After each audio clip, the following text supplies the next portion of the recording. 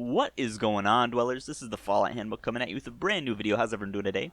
Guys, we have just received news that there has been a Fallout 76 subscription package that has just come out, known as Fallout First.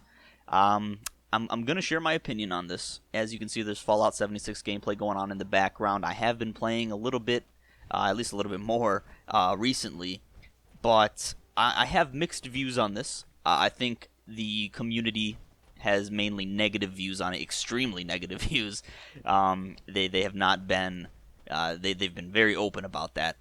So firstly, I'm going to discuss what this package is, what kind of services it offers, stuff like that. So let's get started. So firstly, this subscription package, this service, costs $13 a month or $100 for a year.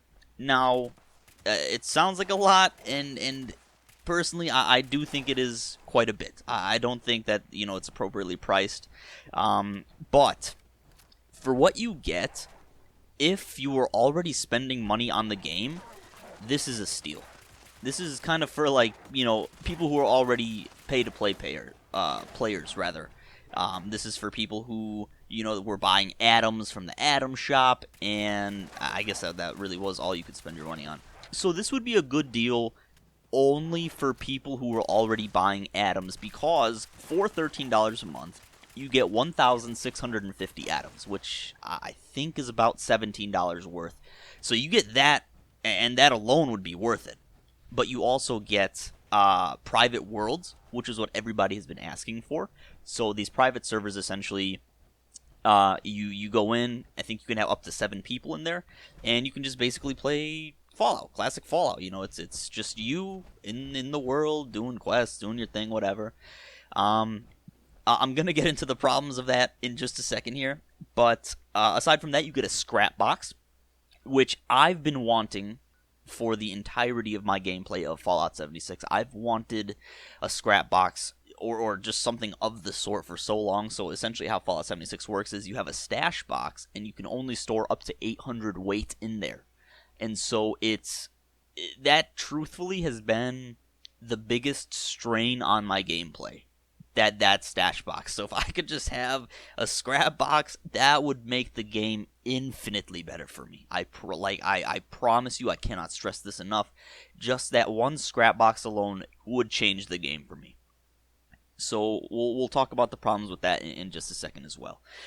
There's also a survival tent, which is an interesting concept. People are saying that the survival tent should be just for everybody. It's just a nice quality of life. It's almost like a second camp where you have like a stash box, a place to sleep, stuff like that. And you can place it just anywhere around the map. So that's pretty cool. And then, of course, you have the atoms, like I said. Here's one that I didn't expect. And this one's kind of I want to say it's kind of a low blow from Bethesda. You get the Ranger Armor outfit, which is easily the most iconic piece of equipment from Fallout New Vegas. Now, if you don't know, there are some very rough relations between Bethesda and Fallout New Vegas. It's kind of like the child they never wanted, especially because it's arguably the most beloved game of the series. If you didn't know, it was developed by Obsidian, which is just an entirely different company. They're the company that's coming out with the Outer Worlds real soon. So yeah, you get the Ranger Armor outfit, which I feel as though it's kind of a play on people's nostalgia. It's really just, you never hear Bethesda talking about New Vegas at all. It's never mentioned, it's never discussed, nothing. So to have this in the pack, it's kind of sketchy. It seems a bit suspicious, like they're really just almost desperate. And I love Bethesda. I very rarely speak ill of them, but this one seems kind of like a low blow. And then lastly, you get like icons and emotes and stuff like that. Just typical, cosmetics, stuff like that, which is fine. So I'm going to start discussing the problems, because on release there have been just immense amounts of problems. And that's without discussing, how negatively this has been, I guess, taken by the community, for lack of a better word. So firstly, the private worlds. So the problem that people have been experiencing with the private worlds is that it's not actually private. For 2 reasons. One, you can't prevent people from just joining you. There's no way to lock it, essentially. So people can just join as they please, and it kind of ruins that immersion for you. Though the whole point of a private server is for it to be private. So I think that's not necessarily a quick fix, but something that they will fix in the future. At least I'd like to hope so. Where they could just, I don't know, just have you set it to private, have it set it to like locked or something like that. I don't think that'll be too big of a deal. The problem, which is point number 2, is that people have been noticing it's not actually an instanced private world. So essentially, they've been going to, say, I don't know, just some location with like raiders or scorched rather, and the scorched are already dead, and it's all looted. And you've got to wonder, like, oh, this is my world. How is anybody even dead right now? So people have came to the conclusion that these are pre-used worlds. These are worlds that have been used in the past, instances that have been used in the past, and that obviously is a big no-no, because if I'm paying for private worlds, I expect it to be a brand new, fresh world, private, nobody can get in, it's just me doing my thing, maybe you have a couple friends join in and have a good time, So there's that. Also, the problem with the private world is that it was kind of, I guess it was kind of assumed that it was going to be for everybody, like you wouldn't have to pay.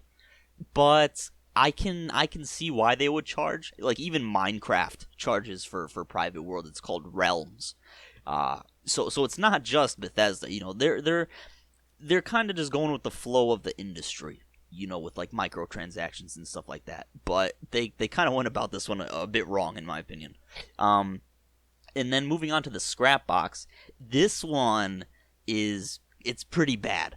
So the scrap box, like I said, would be game changing. This is a quality of life update that it would be remarkable to have this. I would be stoked. But I don't know if they'll release it in the future or whatever, but it's not looking like it's happening anytime soon. The problem is that it's been eating people's materials. I kid you not. That's been the report. You store all your junk in there. And I guess I've been reading that, like, you log out and you log back in and it's just gone. Like, it's just gone. It disappeared.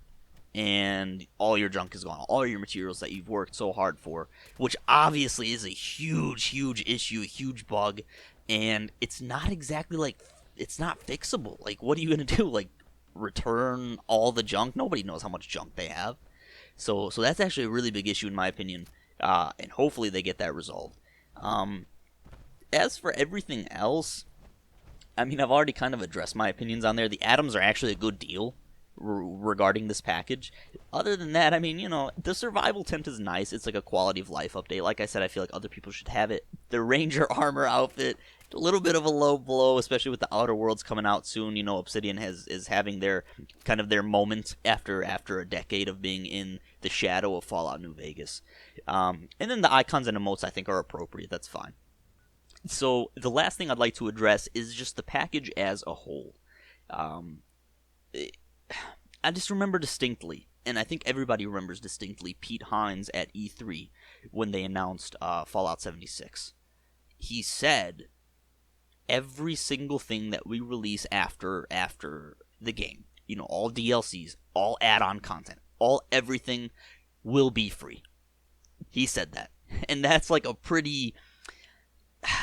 I don't even know how to feel about it, because I'd like to think that was their intention, but with all the hate and all the just bad publicity and everything around Fallout 76, I think it just couldn't go that way. So in a sense, and I'm not trying to blame the community, but in a sense, because of all the hate and everything, the game didn't do as well as it could have and as well as it would have. That's my theory. And subsequently, they had to supplement it with another form of income. So I'm not 100% against Bethesda in this move. However, I do think it's overpriced. Maybe cut down the price a little bit. Make it like $5 a month, and then maybe like, I don't know, take away like 1,000 atoms, something like that. That'd be nice. Or you could just give everybody the scrap box and the tent. That would be ideal. But I think that's all I've got to say regarding the subject. It's unfortunate, truthfully, because Bethesda was always kind of the company that everybody looked up to. And I still love them. I still have hope. I'm going to troop through this. I know people think I'm dumb for doing it, but I still have hope in Bethesda. I think they will eventually recover from all this. And here's hoping they do, because Elder Scrolls 6 is what I'm really looking forward to. So we'll see how that goes. Anyways, ladies and gentlemen, thank you so much for watching. Thank you to those who have stuck around in my just long hiatus. I think it's been like a month. I appreciate you guys for watching. Thank you so much, and as always, dwellers, keep wandering.